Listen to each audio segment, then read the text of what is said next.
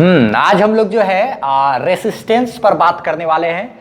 आज के क्लास में हम लोग रेसिस्टेंस के बारे में पूरा डिटेल में समझेंगे। आर बराबर एक फार्मूला होता है रो इंटू एल बाय, उस पर भी चर्चा करेंगे। और उसके बाद फिर हम थ्योरी के बाद फिर हम एक न्यूमेरिकल क्वेश्चन कराएंगे बोर्ड लेवल का, फिर एक न्यूमेरिकल क्वेश्चन कराएंगे मेडिकल यानी नीट के लेवल का, फिर एक क्वेश्चन कराएंगे जेई के लेवल का। ठीक है, तो हम अपना लेक्चर को अब स्टार्ट करते हैं। ठीक, ध्यान रखना एक बात, इससे पिछले क्लास में हम लोग बात किए थे रेसिस्टिविटी और कंडक्टिविटी के बारे में, जहां पर रेसिस्टिविटी का फॉर्मूला हम लोग क्या कहते हैं पढ़े थे m by n e square tau, और क्या कहते एक फॉर्मूला था कंडक्टिविटी बराबर क्या n e square tau by क्या m। ये फॉर्मूला पिछले क्लास में हम लोग ये सब चीज के बारे में जाने थे। ठीक है, तो ये सब चीज का भी यूज आज के क्लास में होने वाला है। ठीक है, तो चलो अब स्टार्ट करते हैं, समझते हैं रेसिस्टेंस क्या होता है। ठीक है, तो देखो रेसिस्टेंस क्या है। जैसे कि रेसिस्टिविटी होता था, पिछले क्लास में पढ़े थे हम लोग, रेसिस्टिविटी क्या था, किसी मटेरियल का अंदरूनी गुण होता था करंट को अपोज करने का, करंट के विरोध करने का जो अंदरूनी गुण है किसी मटेरियल का, उसको रेसिस्टिविटी कहते थे। लेकिन जो रेसिस्टेंस है ना अपना, उसमें किसी मटेरियल का अंदरूनी गुण का तो काम पड़ेगा ही, और साथ ही साथ रेसिस्टेंस जो है वो इस बात पर भी निर्भर करता है कि जो वायर है ना, वो सस्ता वाला वायर खरीदे हो या फिर महंगा वाला वायर खरीदे हो। कहने का मतलब ये हुआ कि वायर जो है, वायर का क्या बनावट है उस पर भी निर्भर करता है। वायर जितना मोटा होता है ना उतना अच्छा होता है, उतना अच्छा होता है। क्यों? क्योंकि उसमें रेसिस्टेंस कम होता है। समझेंगे हम लोग अभी बात को।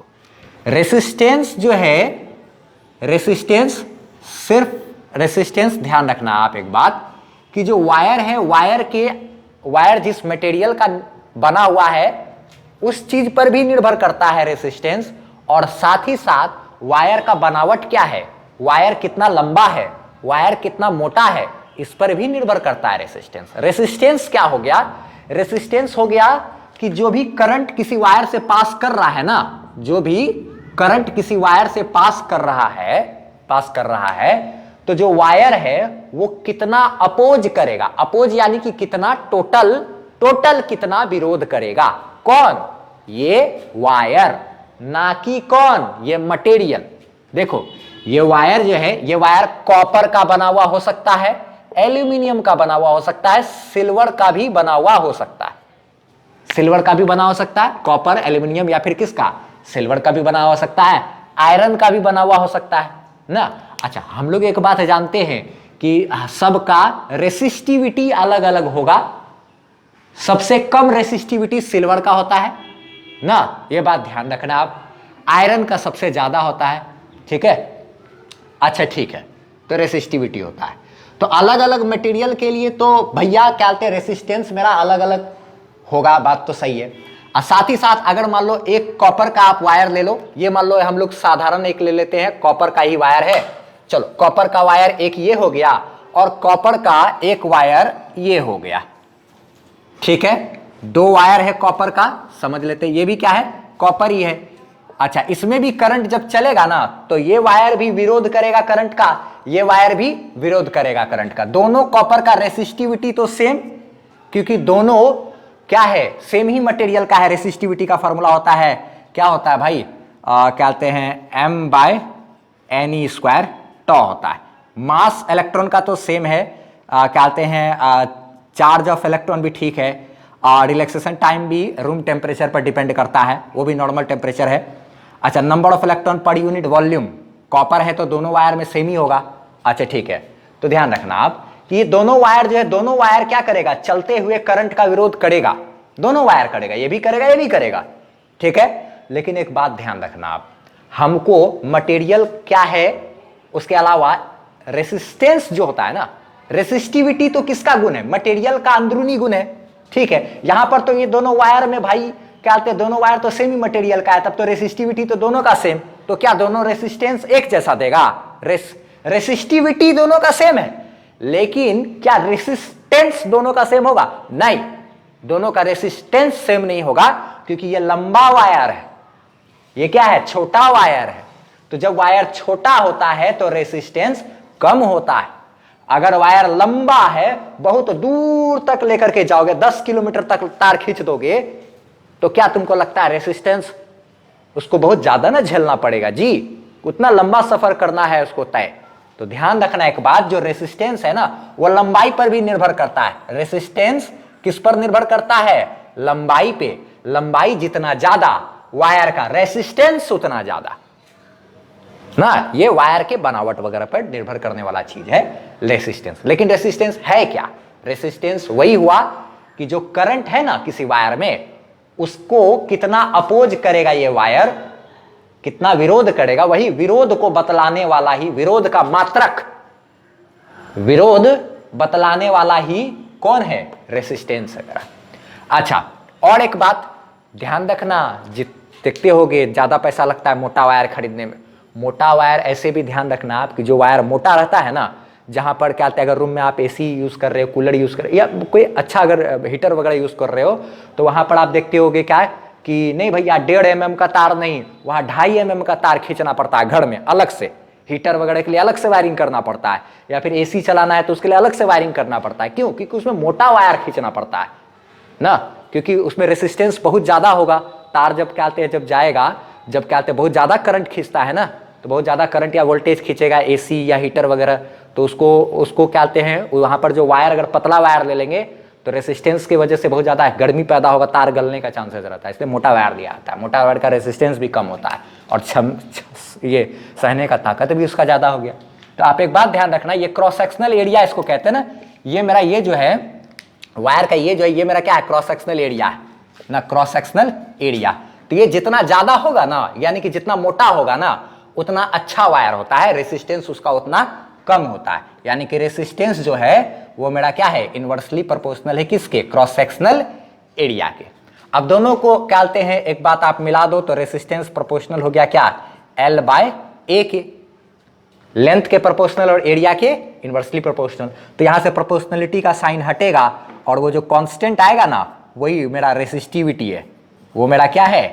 रेसिस्टिविटी। रेसिस्टिविटी तो कांस्टेंट है ना भाई, ये भी कॉपर, ये भी कॉपर, तो दोनों कॉपर मटेरियल के लिए तो सेम हो गया, इसके लिए भी वही रेसिस्टिविटी, इसके लिए भी वही रेसिस्टिविटी, कांस्टेंट है ना, दोनों वायर सेम है। तो क्या तब हम लोग क्या कहते हैं, जब दोनों मटेरियल सेम ही है तब हम लोग किस पर रेसिस्टेंस मेरा निर्भर करेगा? लंबाई और मोटाई पर देखेंगे। ये भी कॉपर का तार, ये भी कॉपर का तार, तब देखेंगे कि भैया कौन मोटा है। जो मोटा है वो ज्यादा अच्छा, जो पतला है वो खराब, वो अच्छा नहीं है, सस्ता होगा वो। आज जो लंबा होगा तो क्या कहते हैं, अगर लंबा है तो बहुत ज्यादा, तो उसमें रेसिस्टेंस भी बहुत ज्यादा होगा, और जो छोटा है लेंथ में तो उसका रेसिस्टेंस भी कम होगा। लेकिन अब हमको जरूरत है यहां से वहां तक जाने का, तो 10 किलोमीटर लंबा का तार का जरूरत है, तो क्या करना पड़ेगा? लंबा तो लेना पड़ेगा। तो इस स्थिति में ये करना चाहिए कि रेसिस्टेंस तो बहुत बढ़ेगा, तो आप क्या करो, मोटा वायर खींच लो, ज्यादा अच्छा रहेगा ना। कि लेंथ अगर बढ़ गया है तो एरिया आपका क्या हो जाए? घट जाए, ताकि थोड़ा कंपनसेट हो जाए, थोड़ा हिसाब किताब बराबर बैठ जाए। तो रेसिस्टेंस का जो फॉर्मूला होता है वो क्या होता है? ρ×L/A। रेसिस्टिविटी सिर्फ अपने आप में रेसिस्टिविटी है ना, क्या कहते हैं, ये मटेरियल का अंदरूनी गुण होता है, लेकिन ये दोनों चीज तो वायर का क्या बनावट है उस पर निर्भर कर रहा है। वायर कितना लंबा है, वायर कितना मोटा है। तो रेसिस्टेंस जो है मटेरियल का क्वालिटी पर निर्भर करता है, कौन सा मटेरियल है उस पर निर्भर करता है। साथ ही साथ इस पर भी निर्भर करता है रेसिस्टेंस कि लंबाई कितना है और क्रॉस सेक्शनल एरिया कितना, यानी कि मोटाई कितना है वायर का। ठीक है, तो हम लोग पहले रेसिस्टेंस को अच्छे तरीके से डिफाइन कर देते हैं। उसका सिंबल तो आप लोग सब जानते ही होंगे, ये सिंबल होता है ना। अच्छा ठीक है, एक वेरिएबल रेसिस्टेंस भी होता है। वेरिएबल रेसिस्टेंस कहने का मतलब ऐसा रेसिस्टेंस जो कि बदल रहा हो। जैसे कि अगर हम किसी चीज को गर्म करते हैं, तार गर्म होगा ना, जब जैसे किसी वायर में करंट चल रहा है, तो वायर में जब करंट चलेगा तो जाहिर सी बात है वायर गर्म हो जाता है, छू के देखते होगे। तो जब गर्म होगा ना तो टेम्परेचर बढ़ने से रेसिस्टेंस मेरा बढ़ता है, हम लोग आगे के क्लास में जानेंगे। टेम्परेचर बढ़ने से रेसिस्टेंस क्या होगा? बढ़ेगा। क्यों बढ़ेगा? क्योंकि क्या कहते हैं, जितना ज्यादा टेम्परेचर बढ़ेगा और उतना ज्यादा इलेक्ट्रॉन सब क्या करने लगता है? वाइब्रेट करने लगता है, रिलैक्सेशन टाइम घटता है जिससे रेसिस्टिविटी घटता है।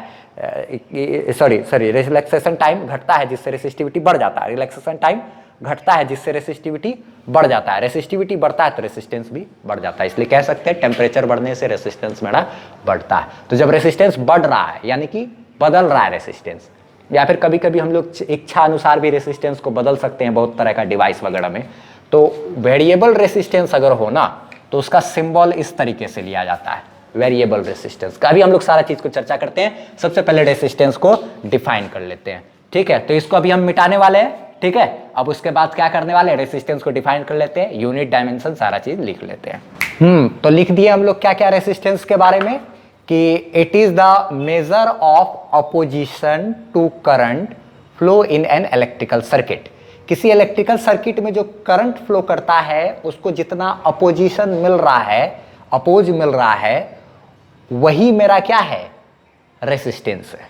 किसी सर्किट में जब करंट फ्लो करता है तब उस करंट को जितना अपोज मिल रहा है, यानी कि जितना विरोध मिल रहा है, वही मेरा क्या है, रेसिस्टेंस है। डेफिनेशन वगैरह बोर्ड एग्जाम वगैरह में उतना पूछता नहीं है, खैर कोई नहीं।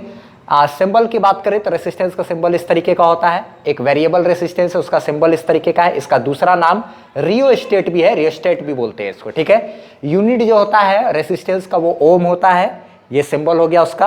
अच्छा ठीक है, 5 ओम 7 ओम ऐसे करके लिखते हैं ना। डायमेंशन ये हो गया, डायमेंशन निकालने के लिए हम लोग एक कहते हैं, ऐसे 10th क्लास में I = V/R तो पढ़े ही हो, वहां से हम लोग R = क्या लिख सकते हैं, V/I। ये वोल्टेज यानी पोटेंशियल का पता ही रहता है, करंट का पता होता है, डिवाइड कर दोगे आ जाएगा, ठीक है। तो क्या कहते हैं, ये डायमेंशन हो गया। फिर एक बात ध्यान रखना है, ये हो गया क्रॉस सेक्शनल एरिया, ये हम लोग इसको क्या कहते हैं, क्रॉस सेक्शनल एरिया हो गया ना। और ये क्या है मेरा, लेंथ है, ये हो गया लेंथ ऑफ वायर, ये वायर का लेंथ हो गया, ये क्रॉस सेक्शनल एरिया हो गया किसका, वायर का, लेंथ ऑफ वायर लिखा हुआ है, ठीक है। तो हम लोग जानते हैं रेसिस्टेंस प्रोपोर्शनल होता है लेंथ के, और रेसिस्टेंस जो है वो क्या होता है, रेसिस्टेंस प्रोपोर्शनल होता है इसके, और रेसिस्टेंस मेरा इनवर्सली प्रोपोर्शनल होता है किसके, एरिया के। रेसिस्टेंस डायरेक्टली प्रोपोर्शनल होता है लेंथ के, और रेसिस्टेंस जो है इनवर्सली प्रोपोर्शनल होता है किसके, एरिया के। दोनों को कंबाइंड कर दिया, रेसिस्टेंस प्रोपोर्शनल हो गया length by cross sectional area. अच्छा, और प्रोपोर्शनलिटी का साइन हटाए, कांस्टेंट आया, ρ × L/A हो गया ना। ये रेसिस्टिविटी है ना। रेसिस्टिविटी का एक फॉर्मूला और हम लोग जानते हैं, क्या जानते हैं भाई, M/NE² टाउ। तो L को ऐसे छोड़ दिए, A को ऐसे छोड़ दिए, कभी किसी एग्जाम वगैरह में कहीं पर भी आप इसको इस्तेमाल कर सकते हैं इस फार्मूला को, ठीक है। चलो अच्छा, उसके बाद क्या है, ये वाला R = ρ × L/A फार्मूला तो है ही। रेसिस्टिविटी को 1/कंडक्टिविटी बोलते हैं, रेसिस्टिविटी को 1/कंडक्टिविटी बोलते हैं, ये भी चीज हम लोग पिछले क्लास में पढ़ चुके हैं। तो 1/कंडक्टिविटी, ये वाला फार्मूला भी मेरा चल सकता है, ठीक है। L/σ × एरिया, ऐसे करके भी हम लोग फार्मूला और बात कर सकते हैं। तो देखो तो जरा सा, 2 वायर है, एक वायर है ये, अच्छा, और एक वायर है ये, दोनों का लेंथ सेम ही है। बताओ तो पहला वाला वायर जो है उसका रेसिस्टेंस ज्यादा होगा कि दूसरा वाला वायर का रेसिस्टेंस होगा, किसका रेसिस्टेंस ज्यादा होगा, हाँ सोचो जरा, सोचो सोचो सोचो। सही जवाब है दूसरा वाला का जो रेसिस्टेंस है वो ज्यादा होगा। क्यों, क्योंकि इसका क्रॉस सेक्शनल एरिया कम है, ये पतला तार है, तो पतला तार में रेसिस्टेंस ज्यादा होता है, उसके रेसिस्टेंस ज्यादा होने से हीट ज्यादा होता है, आगे हम लोग पढ़ेंगे। तो गर्म ज्यादा होने का खतरा है, तो उसको जलने का चांसेस ज्यादा हो जाता है, ठीक है। तो इसका फटाफट से स्क्रीनशॉट ले लो। क्या आते, देखो कैसे करके लिखना है, हम उसी तरीके से यहाँ पर लिखा रहे हैं, कॉपी में जिस तरीके से लिखना है। तो सबसे पहले आपको क्या करना है, यहाँ से यहाँ तक एक लाइन से ऐसे करके जो पढ़ाए हैं उसको यहाँ तक लिखना है, फिर उसके बाद यहाँ से यहाँ तक एक लाइन तक ऐसे करके लिखना है। यही लिखने का तरीका है। इसका स्क्रीनशॉट लो आप, लिए अलग से पीडीएफ देने की जरूरत नहीं। यहाँ पर आप ऐसे कोशिश करेंगे कि हम दे सके, बाद में अपडेट करने का कोशिश करेंगे, लेकिन आप इसको यहाँ से यहाँ तक इसको अच्छे से लिखो। या आप स्क्रीनशॉट ले लिए, ठीक है, चलो स्क्रीनशॉट ले लिया। अब हम लोग क्या करने वाले हैं, एक बोर्ड लेवल का क्वेश्चन करेंगे, वो तो सबको करना है, ठीक। उसके बाद क्या करेंगे, नीट लेवल का एक क्वेश्चन करेंगे। जो नीट का प्रिपरेशन कर रहे हो वो नीट लेवल तक का क्वेश्चन तक देखो आप, ठीक है। जो बच्चे कहते हैं नीट वाले हैं वो कहते हैं जेई वाला भी क्वेश्चन देख लो, अच्छा रहेगा। अच्छा, जो बच्चे जेई का प्रिपरेशन कर रहे हो वो बोर्ड, नीट और ये सारा का देखो लास्ट तक। बस यही चीज हम अब आगे कराने वाले हैं, न्यूमेरिकल के अलावा और कुछ नहीं कराएंगे। आगे बात करते हैं। हाँ, देखा जाए क्वेश्चन ये कह रहा है, बोर्ड लेवल का है ये क्वेश्चन, सीबीएसई हो या स्टेट बोर्ड का हो, आप किसी भी स्टेट बोर्ड से हो कोई फर्क नहीं पड़ता है। एनसीईआरटी का बुक अगर आपका चलता है तो कोई बात नहीं है, सब सही है ये फिर, ठीक है। तो क्वेश्चन ये कह रहा है कि एक वायर है, और वायर ये समझ में तो आ ही रहा है कि आप लिखा हुआ है, और पहले अपने खुद को कोशिश करना है वीडियो पॉज करके, फिर नहीं तो फिर इसको देखना है, ठीक है। अ वायर ऑफ रेसिस्टेंस 16 ओम, एक वायर है जिसका रेसिस्टेंस है कितना 16 ओम है। तो आप यहां से ये भी देखो, सीखने का कोशिश करो कि हम किस तरीके से क्वेश्चन को सॉल्व कर रहे हैं, ठीक है। तो जैसे ही ये पढ़े हम तुरंत क्या किए, देखो तुरंत क्या किए, सबसे पहले हम एक क्या कहते हैं वायर का फोटो बना लिए, वायर का एक क्या किए फोटो बना लिए, ठीक है भैया। एक वायर है, इसका रेसिस्टेंस क्या है R बराबर 16 ओम है, ठीक है। Is elongated to double its length, इसको खींच करके क्या किया गया है, इसका लंबाई को दुगना कर दिया गया है, यानी लेंथ इसका दुगना किया। अरे भाई जब खींचे होंगे तो जाहिर सी बात है वायर थोड़ा सा मेरा पतला भी तो हो गया होगा, इसका लंबाई को क्या कर दिए हैं डबल कर दिए, ठीक। तो थोड़ा क्या हो गया होगा पतला हो गया होगा, कोई बात नहीं, यानी कि अच्छा टू डबल इट्स लेंथ। तो फाइंड द न्यू रेसिस्टेंस, बताया जाए कि इसका नया रेसिस्टेंस जो है वो कितना होगा, ठीक है। यही सवाल है, सवाल में तो और कुछ दिया हुआ है नहीं, कुछ नहीं दिया हुआ तो आप एक काम करना चाहिए हमेशा कि जब सवाल में कुछ नहीं दिया हुआ रहे तो उसको मान लेना चाहिए। जैसे यहां से यहां तक हमको क्या देखा जाए, इसका लंबाई पे ना काम किए हैं, तो इसका मान लिया जाए लेंथ L था, तो अब ये लेंथ कितना हो गया, इसका खींच करके डबल कर दिया ना, लेंथ डबल कर दिया ना 2L पहले। तब फिर इसका जो था ये मेरा क्या था क्रॉस सेक्शनल एरिया, मोटाई से हमको ये क्या पता चलता है क्रॉस सेक्शनल एरिया। तो ये जो एरिया था पहले A था अगर, तो अब एरिया कितना हो गया होगा A/2। ध्यान रखना आप इस तरीके का सवाल में अगर इसको हम 3 गुना करेंगे तो ये A/3 हो जाएगा, अगर ये 5 गुना करेंगे तो ये A/5 हो जाएगा। ऐसा इसलिए होता है क्योंकि आप ध्यान रखना जो वॉल्यूम है ना मेरा, वो मेरा रहता है हमेशा क्या, इसको रहना है कांस्टेंट रहना है। तो ऐसा के लिए area into length, cross sectional area into लंबाई, क्रॉस सेक्शनल एरिया सिलेंडर का वॉल्यूम कैसे निकलता है, ये cross sectional area pier square into H, pier square into क्या L। तो ये एरिया इंटू लेंथ ही मेरा ये हमेशा कांस्टेंट रहेगा। तो चाहे आप ऐसे रखो, यहां पर अगर बात करें तो ये कांस्टेंट रहेगा, तो यहाँ पे लंबाई देखो तो 2L किए हैं, तो एरिया को क्या होना चाहिए A/2, तब नहीं ये कांस्टेंट ही रहेगा, A इंटू L ही रहेगा। तो आप ये बात ध्यान रखना, अगर इसको 17 गुना करेंगे तो ये A/17 हो जाएगा, यानी ये जो क्रॉस सेक्शनल एरिया है 17 गुना छोटा हो जाएगा, कम हो जाएगा, ये पतला हो जाएगा, ठीक है। तो अब एक चीज देखो तो मेरे दिमाग में काम किया कि चूंकि क्या कहते हैं यहाँ पे देखो तो R बराबर, चूंकि वायर तो दोनों सेम है तो इसका जो रेसिस्टिविटी अगर रो हो तो इसका भी रेसिस्टिविटी क्या रो, दोनों क्या होगा सेम सेम होगा कि नहीं। अच्छा ये और ये इधर का भी रो, अच्छा ठीक है। नाउ तो क्या चीज है R बराबर, देखो तो एक फार्मूला होता है 16 ओम दिया हुआ है ना, 16 ओम, ये क्या है गिवन है, ठीक है गिवन है। तो आप एक चीज देखो तो R बराबर क्या फॉर्मूला होता है रो इंटू L/A ना, ये होता है। इसीलिए हम लोग कह सकते हैं कि रो इंटू L/A जो है वो मेरा क्या है 16 है। अच्छा ठीक है, रो इंटू L/A ये क्या है 16 है। अच्छा यहाँ पर देखो तो आप आर न्यू रेसिस्टेंस की बात करेंगे तो यहाँ पर भी फॉर्मूला क्या होता है इसके अकॉर्डिंग, देखो तो रो इंटू क्या लेंथ, इस वायर में भी रेसिस्टेंस का तो ये फॉर्मूला आगा रो, इसका रेसिस्टिविटी मटेरियल तो दोनों सेम है तो दोनों का रेसिस्टिविटी सेम, तो रो इंटू लेंथ क्या होगा भाई तो 2L। रही बात एरिया की, तो एरिया मेरा क्या है A/2 है। अब ये 2 नीचे से ऊपर चला जाएगा तो रो क्या कहते हैं इंटू क्या 2L बाय क्या A इंटू 2 नीचे से क्या हो गया ऊपर चला गया, 2 इंटू 2 ये क्या आ गया 4, तो रो इंटू L/A इंटू क्या है 4, यही ना मेरा नया रेसिस्टेंस है। और रो इंटू L/A का मान पहले से क्या है 16 है हमारे पास। तो समझे किस तरीके से आपको इस टाइप का क्वेश्चन को सॉल्व करना है। तो 16 इंटू 4 क्या हो गया 64, देयरफॉर न्यू रेसिस्टेंस जो है वो मेरा क्या है 16 चौके 64। अब आपको इस तरीके से क्या स्क्रीनशॉट ले लो आप, ठीक है लिए स्क्रीनशॉट, चलो ठीक है ये लिखना है, इसको यहाँ तक ऐसे करके ये करके कॉपी में अच्छे तरीके से आप चाहो तो सॉल्यूशन कर सकते हो। कितना अब ये सब चीज सिखाएंगे टाइम नहीं तो वीडियो बहुत लंबा हो जाएगा। तो आपको इस तरीके से कर सकते हो, क्वेश्चन में लिखना पता होगा कि लेट लेंथ ऑफ दी क्या wire is L and cross sectional area of the wire क्या कैपिटल A। लेट कर लिए, क्या कहते हैं आफ्टर एलोंगेशन क्या कहते हैं its length will be doubled and cross sectional area will be क्या हाफ। तो ये इस तरीके से करके हम लोग अच्छे तरीके से चाहे तो सवाल को लिख सकते हैं, सोल्यूशन बना सकते हैं इसका, ठीक है। इसका क्या किस तरीके से आपको लिखने का क्या तरीका होना चाहिए ये सब आप अपने तरीके से भी कर सकते हो, नहीं तो इतना तो आपको कर ही देना, मार्क्स तो दे ही देगा, ठीक है। चलो और अगर ऑब्जेक्टिव क्वेश्चन में पूछता है, अगर अब तो क्या कहते हैं बोर्ड एग्जाम में ऑब्जेक्टिव वगैरह भी पूछने लगा, अगर बोर्ड ऑब्जेक्टिव में पूछता है तो आप तो ये 64 ओम कर सकते हो ना, तरीका से कोशिश करना लिखने का आप।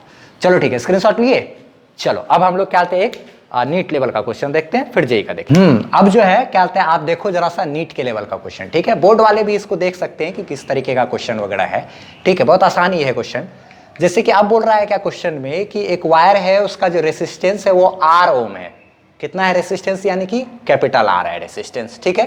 तो बोला गया क्या कि अगर उसको मेल्ट कर दिया गया, यानी पिघला दिया गया और स्ट्रेच यानी कि खींच करके उसको n टाइम्स कर दिया गया उसके लंबाई का, लंबाई जितना था ना उसका कितना गुना कर दिया गया, n गुना कर दिया गया। जैसे कि पिछले सवाल में लंबाई को 2 गुना कर दिया गया था ना, तो यहाँ पर n के जगह पे वही यहाँ पे क्या किया है, 2 के जगह पे, उसी सवाल में 2 के जगह पे क्या कर दिया है, 2 के जगह पे n कर दिया है, 2 के जगह पे n कर दिया है। तो n टाइम्स इट्स क्या, ओरिजिनल लेंथ, तो it's new resistance will be क्या होगा। तो देखो जरा सा शॉर्टकट पिछले वाले सवाल के जगह पे सेम टू सेम, जैसे कि क्या कहते हैं वहां पे जो वायर था, तो वहां पे जो वायर था तो r बराबर क्या था formula, rho into l by a, यही फॉर्मूला होता है। इसका लंबाई l है, क्रॉस सेक्शनल एरिया a है। फिर उसके बाद क्या किया गया, वायर को खींच करके इसका लंबाई को n टाइम्स कर दिया गया, तो nl हो गया नया लंबाई। और क्या कहते हैं जो क्रॉस सेक्शनल एरिया है वो कितना हो जाएगा, a बाय n। जैसे 2 गुना इसको करेंगे तो ये एरिया भी उतना बाय 2 हो जाता ना, वही कहानी है कि नहीं, सेम टू सेम, आप समझ ही रहे होगे। अच्छा ठीक है, तो अब इसका नया वाला जो रेसिस्टेंस की बात करेंगे, रो इंटू एल बाई ए, यानी कि ये जो पुराना रेसिस्टेंस है वो कितना दिया हुआ है, कैपिटल आर ही दिया हुआ है ना, कैपिटल आर ही दिया हुआ। अब क्या होगा, ये यहां पर हम लोग को अगर करना पड़ेगा तो क्या करना पड़ेगा, रो, चूंकि मटेरियल दोनों तो सेम ही है तो इसका रेसिस्टिविटी जितना उतना ही रेसिस्टिविटी किसका, इसका भी। तो रो इंटू क्या, L by A, rho into length कितना लेंगे भाई, अच्छा लेंथ इतना ले लिए।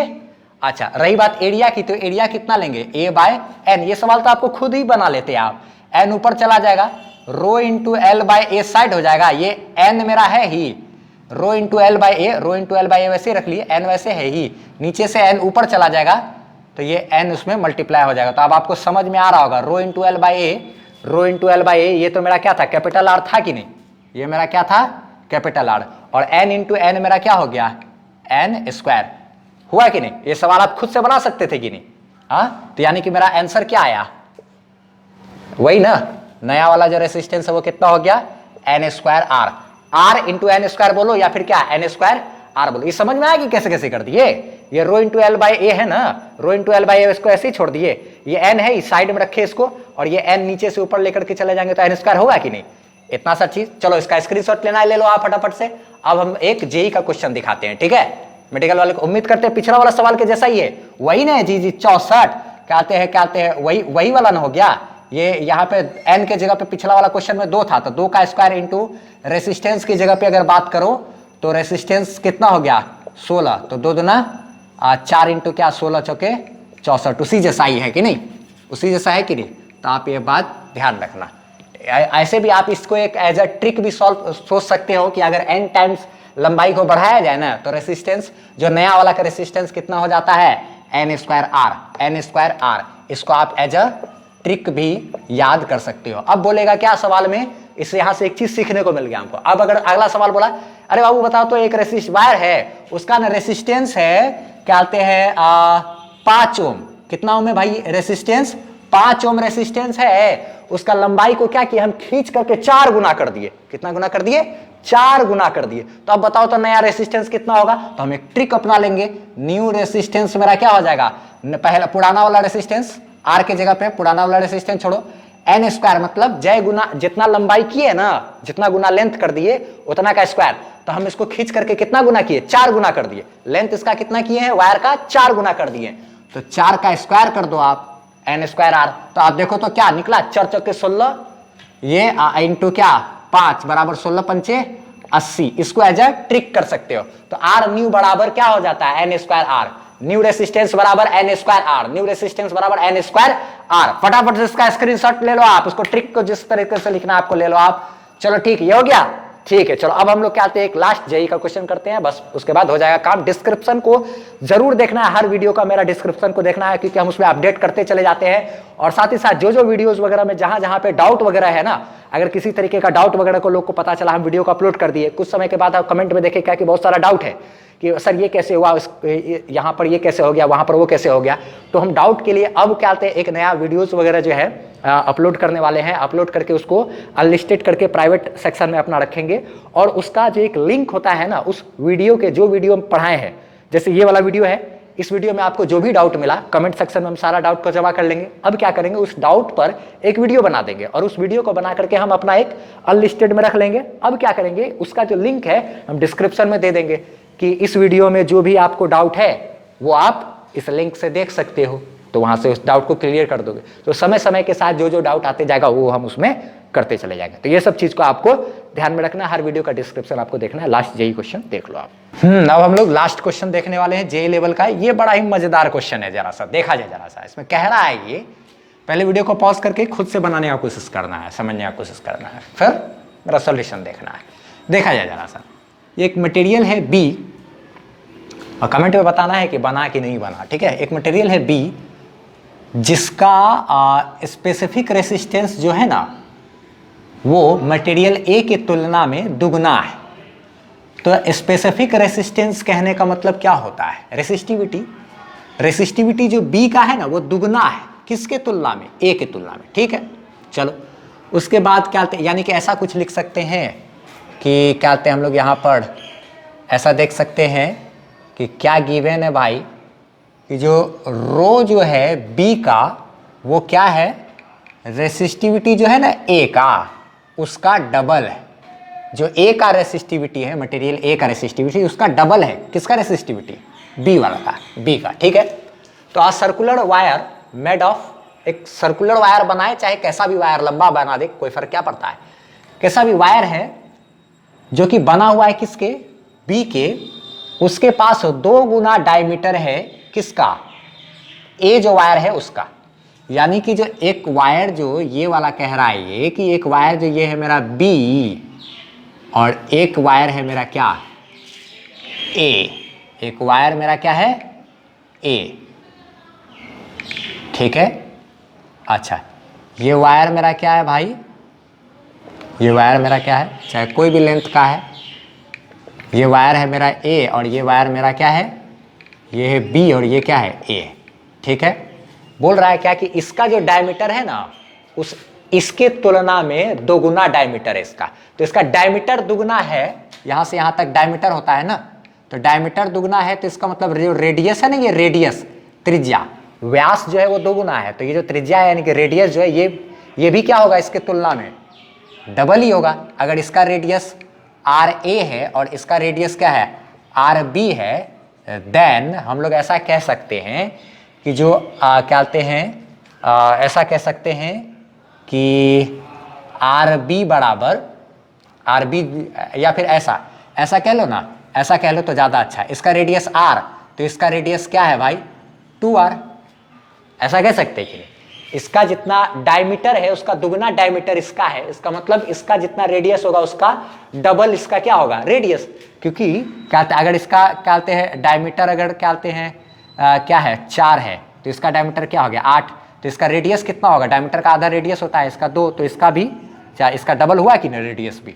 तो यही बात है, ध्यान रखना आपको कि रेडियस का डबल इसका रेडियस होगा, इसका रेडियस का डबल इसका रेडियस होगा, ठीक है। ऐसा है, उसको आर, तो इसको 2r बोल दिए। चलो ठीक है, आगे क्या बोल रहा है कि then for the 2 wires to have the same resistance, दोनों वायर का रेसिस्टेंस सेम हो जाए, उसके लिए LB by LA, LB by LA का मतलब B का वायर का लेंथ बटे A वायर का जो लेंथ है उसका जो ये जो रेशियो है वो कितना के बराबर होगा, इसके बराबर, इसके बराबर, इसके बराबर, इसके बराबर। यानी कि LB बाय LA जो है of their respective length must be क्या, कितना होना चाहिए, यानी दोनों का लेंथ का जो रेशियो है, इसका लेंथ है LB, इसका लेंथ मान है क्या LA, तो LB बाय LA मेरा कितना होगा, यानी कि LB बाय LA का मान कितना आएगा, यही हमको बताना है, ठीक है। तो चलो देखो जरा सा दिमाग लगाते हैं। सबसे पहले दोनों का रेसिस्टेंस क्या है, अकॉर्डिंग टू क्या क्वेश्चन क्या बोल रहा है, क्वेश्चन के अकॉर्डिंग क्या बोल रहा है कि जो रेसिस्टेंस है मेरा B का और रेसिस्टेंस जो है मेरा किसका A का, दोनों को क्या करना है, बराबर करना है, दोनों को क्या करना है, बराबर करना है, ठीक है, बराबर करना है।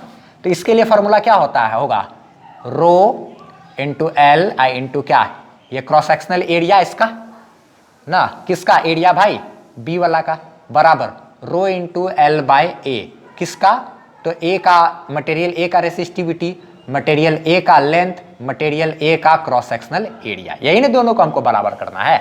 ठीक है, चलो बराबर करते हैं। बी का जो रेसिस्टिविटी है रो बी, वो क्या है, ए वाला जो मटेरियल है उसका जो रेसिस्टिविटी उसका डबल है, यानी कि यहाँ पे 2 इंटू रो ए लिख सकते हैं। अच्छा, इंटू यहाँ पर एल बी को ऐसे ही छोड़ दिए, और क्या कहते हैं यहाँ पर जो एरिया की बात करें तो इसका क्रॉस सेक्शनल एरिया, ये सर्कुलर है ना, तो क्रॉस सेक्शनल एरिया क्या होगा, पाई इंटू रेडियस का स्क्वायर, पाई इंटू रेडियस का स्क्वायर, तो पाई इंटू रेडियस का स्क्वायर यानी कि किसका स्क्वायर भाई, है कि नहीं। अच्छा, इधर का क्या कहते हैं मटेरियल का जो रेसिस्टिविटी है उसको रो इंटू ए ऐसे ही छोड़ दिए, लेंथ इसका एल ए ऐसे ही छोड़ दिए, क्रॉस सेक्शनल एरिया की बात करोगे तो ये क्या हो जाएगा इसका पाई आर स्क्वायर। ठीक, अच्छा अब एक चीज देखो तो रो इंटू ए, रो ए इधर से भी कट जाएगा, जेई के लिए आप देख रहे हो तो आपको इतना तो समझ में आएगा कि दोनों साइड सेम रहता तो ये कट सकता है, चाहे इसको इधर भेज देंगे तो भी कट जाएगा। अच्छा ठीक है, चलो उसके बाद ये पाई और पाई भी हम लोग कैंसिल कर सकते हैं, पाई और पाई भी कैंसिल कर सकते हैं, कर लेंगे 2 इंटू एल बी या बाई क्या, ये 2 दूना 4 हो जाएगा, और ये क्या होगा आर स्क्वायर होगा, 4 इंटू पाई इंटू क्या आर का स्क्वायर, 4 पाई स्क्वायर, और इधर क्या हो गया length of A divided by इधर क्या है पाई स्क्वायर, इधर का देखो पाई स्क्वायर और पाई स्क्वायर कैंसिल कर देंगे, पाई स्क्वायर कैंसिल हो गया।